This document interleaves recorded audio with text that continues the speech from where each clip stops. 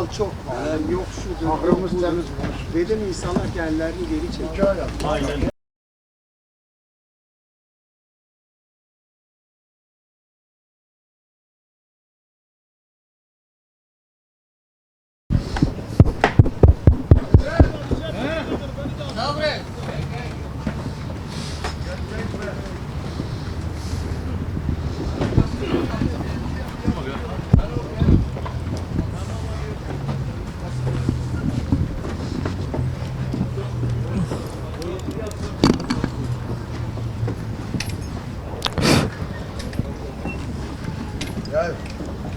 Gel.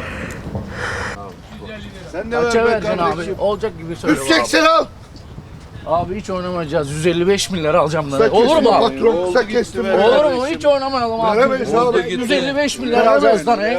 160 lira, 160 lira, 160, Seferler kabul gelmez abi ya. 160, 160, 155 lira hayırlısı olsun der misin abi sen? Yok, 170. Bir daha de, bir daha de. Bir daha. Hiç alamayız Bir daha abi. 175 Hiç al. alamayız abicim. 170. 170, Deseniz 1 170. lira yok. 160 milyar lira. 160. Verirseniz Yok hayırlısı veremeyiz. olsun. Sen veremezsin. 160 bin lira. 160 Sal, bin sal. lira. Sana bak. Sal gitsin. 160 bin lira. Sal, Abi, sal, hayırlısı sal, olsun sal. de. Hayırlısı olsun da abi. Çobanı kırma, büyük baba bir şeyler söyle. Anladım ama çok abi. 165 olsun be, 165 olsun be. 65 olsun abi. Oldu 65. güzel abi. Ardanlı ver, Abi. ver. Ardahanlı bizde göreden. Para da Göreden. güzel ama para da güzel. Para da güzel. Abi Para da mal da 175'e güzel. bıraktım. 160 bin lira alacağız. 165. Hayırlısı Abi olsun. sen 5 Gelme. çık, sen 5 çık. Çok gelir bu amca be. 165 Çok ver. gelmez ya. 160 senin için. Ardanlı, Hepsini yakalım. Ardanlı. Ben Ardahanlıyım. 65, 65. Kabul etsin hadi. Bunların fiyatını hani az çok iyi biliyorum. Abi. Memlekete de olsa hemen hemen yaklaşıyoruz ama biz bunu 100'e alalım. Yok abi aşağısın. Beni de kurtarsın ki yani ben sana öyle bir pazarlık payı bırakmıyorum ki. Ben de yukarıdan söylesem çıkıp gideceksin abi. Ben sana öyle dedim. Hadi 105'e alalım bunu. Yok abi sen öyle bir şey diyeceksin abi. Ben sana 2000 lira almayayım abi. Sana 113 lira. Yok yok. Sana Allah için abi sen yap. 110, Hadi bismillah. Abi hayırlı olsun. Hayırlı olsun. Hayırlı olsun. Hayırlı olsun. Hadi hayırlı olsun. Ben Ardahan Göleliyim kendim. Çocukluktan beri biz bu işi yapıyoruz. Şimdi kurbandan 40 gün önce bakıyorsun piyasa uçuyor. Et almış başını gidiyor. Şimdi kurbana 10 yük alıyor. Millet kamyonları yüklüyor. Ne oluyorsa anlamıyor. Biz de anlamıyoruz. Yani her sene öyle ben takip ediyorum. Memlekette 120-130 lira aldın danayı diyorsun ben getireyim burada hani 3-5 kuruş para kalsın diye emek veriyoruz biz burada. Geliyorsun burada aynı paraya veremiyorsun. Yani hayvancılık şu an zor durumda. Biz de hayvanımızı ucuza vermek istiyoruz. Ama biz de yemi ucuza alalım, samanı ucuza alalım, unu ucuz alalım, ekmeği ucuz alalım. Şimdi biz 100 bin lira buraya bak 12 metre uzunluğu var, 8 metre genişliği var. 100 milyar 15 gün için para ödeyeceğiz. Tamam mı? Kamyona 60 bin lira para veriyoruz. 160 bin lira. Burada 15 tane hayvanın günlük gideri 3500-4000 lira para. Hesabını siz yapın yani. Kurbanlık satışları şu anda %50 sattık. %50 hayvanımız duruyor. Umuyorum ki daha iyi olacak. Daha iyi satışlarımız olacak öyle düşünüyoruz. Fiyatlar yüksek. Fiyatların yüksek olmasının sebebi girdilerin yüksek olması. Maliyetlerin yüksek olması. Düşünün bugün bir yem 600 lira. 600 lira bir yem. Samanı 150 lira. Ne yaptı? 750 lira. 750 lira günlük bir hayvana harcama yapıyoruz. Şimdi çadır kiralamaya 100 bin lira veriyoruz. Ayrıca memlekette geliyoruz 1600 kilometre o taraftan. Buraya geliyoruz 100 bin lira da kamyon parası ödüyoruz. Onun dışında burada bizim zaten yaşam şeklimiz belli. Çekebilirsiniz buraları. Yani yaşam şekilleri bile çok zor. Şartlar çok zor. Devlet bizim hayvanımıza yeterince taban fiyat vermiyor. Üretimi desteklemiyor. Üretimi desteklemediği için biz bu maliyetlerin altında kalkamadığımız için hayvanımızı tabii ki götüreceğiz. Kestirdiğimiz zaman zarar ediyoruz. Et kilo burada 600 lira, bizden alıyor 250 lira, 300 liraya. Ortalama hayvan fiyatları 200 bin liradan başlıyor, 150 bin liraya kadar iniyor. 32 adet kurbanım vardı getirdim buraya abi. Yarısını sattık yarısı duruyor daha henüz. Satışlarımız da şu anlık iyi gidiyor ama bakalım sonunda artık ne olur ne olmaz orasını bilemiyoruz. Bütün insanlar yani 2-3 gün kala almayı düşünüyorlar. Bizde hala henüz hayvanlarımız var. Biz de gelen müşterilerimize yardımcı olmaya çalışacağız. Kimse kurban kesmeyen kalmasın. Bir şekilde yardımcı olacağız yani. Hiçbir sıkıntı yok.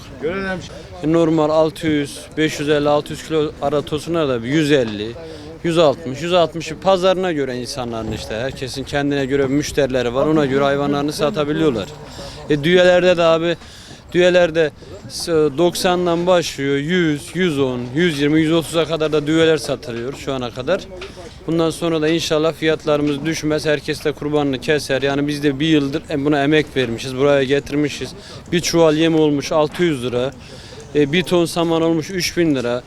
Yani ta memleketten kalkmışız buraya kadar bir sürü masraflarımız var. Çadır fiyatları biraz daha maliyetli, biraz daha pahalı hocam. Kamyonlar yine aynı tırlar. Mesela 45'e gelen tır bugün 70 bin liraya geliyor abi Göle'den buraya. Yani ondan yani canımız çok yanmış. Yani adamlar durduk yerde 20 bin lira zam yapıyorlar. Bizde yani yapacak bir şeyimiz yok artık. Biz de adamla veriyoruz. Yani bir sürü masraflarımız var. Hayvanlarımız elimizde kalırsa yükleyip kamyonlara tekrardan memleketimize götüreceğiz. Orada tekrardan bakacağız. Artı bir dahakine ya düğeleri ya doğurtacağız ya da yine bir şekilde satarız. Yani bir şekilde bir şeyler yapacağız.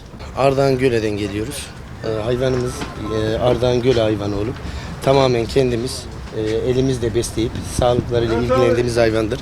Ya fiyatlarda şu anda herhangi bir hareketlilik yok. Öyle bir afaki bir fiyat teklifi verdiğimiz de yok. Ama çok kötü bir durgunluk var şu anda.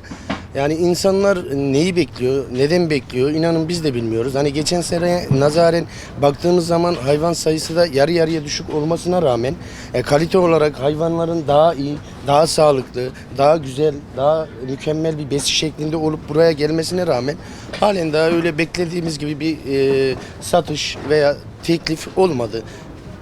600-650 kilo arasındaki hayvanlar 200 ve 190-180 arasında gidiyor. Yani 500-550 bandında olan hayvanlar ise tekrardan 140 tabii bunların içinde pazarlık payları var. Pazarlık payı mevcut.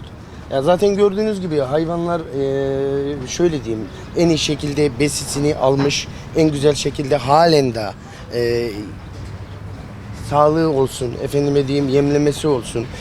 Bakılan bir hayvan, kendi tamamen bakıp beslediğimiz hayvan, kendi yerli hayvanımız.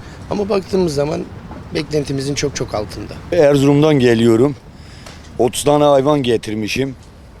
Hayvanların çoğunu satmışız. Vatandaşın son günü beklemesi vatandaşı kandırıyor ama son günü beklemesi. Son günü bekledikleri zaman 100 bin liraya aldıkları hayvanı 150-160 bin liraya alacaklarını düşünüyorum.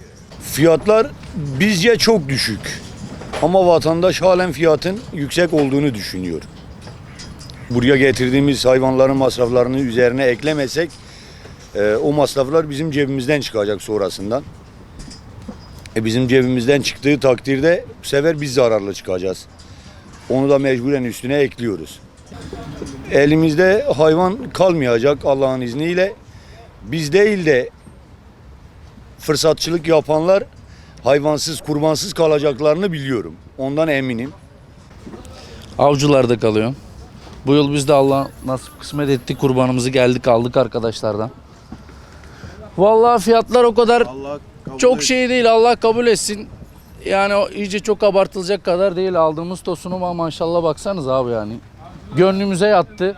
Avcılar kurban pazarındayız bu arada. Yani o kadar çok abartılı fiyat değil yani. Öyle dedikleri kadar öyle uçuk fiyatlar falan değil. Bu tosunu aldık işte 165 bin liraya. Eder mi? Benim kalbimce daha fazla bile eder. Allah kabul etsin yani dediğim gibi öyle. Ya dediğim gibi normal yani. Bu hayat şartlarına göre o kadar şey değil. Normaldir yani. Niye abi?